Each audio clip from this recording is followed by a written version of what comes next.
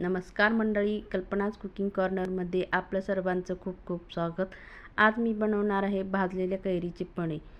मी एक कैरी घेऊन ते चुलीमध्ये भाजून घेणार आहे. कैरी 2-3 वेळेस खालीवर करून घ्यायची आहे. कैरी चांगली भाजल्यानंतर चुलीतनं बाहेर काढून घ्यायची. कैरी थंड झाल्यानंतर त्याचा ताटामध्ये घेऊन छान हाताने गर काढून घ्यायचा आहे. हा गर हाताने चांगला मऊ करून घ्यायचा आहे. गर चांगला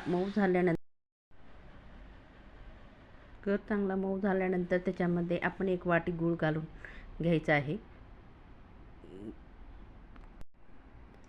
गूळ पण हाताने चांगला मिक्स करून घ्यायचा आहे. हे व्यवस्थित मिक्स झाल्यानंतर ह्याच्यात चवीनुसार मीठ आणि विलायची पावडर टाकायचं आहे. हेही चांगलं मिक्स करून घ्यायचं आहे. चाळणी घेऊन त्याच्यामध्ये हे सगळं मिश्रण गाळून घ्यायचं आहे, कारण गुळामध्ये थोडा बारीक कचरा वगैरे असू शकतो.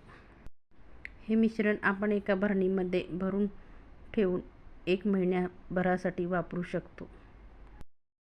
भरणी फ्रीजमध्ये ठेवायची आहे, कारण फ्रीजमध्ये ठेवल्यानंतर खराब होणार नाही. कैरीची पणे तयार आहे.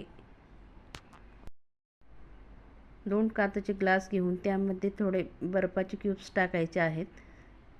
आपण तयार केलेलं मिश्रण 2-2 चमचे टाकायचं आहे आणि थंड पाणी चमच्याने हलवून घ्यायचं आहे.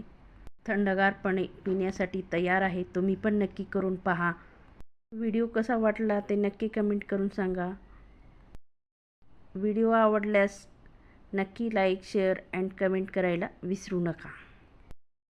कैरीची पणे खूप गुणकारी आहे. कैरीची पणं पिल्यामुळे उष्णता कमी होते आणि आराम मिळतो. म्हणून प्रत्येकाने दररोज 1 ग्लास पणं पिलं पाहिजे.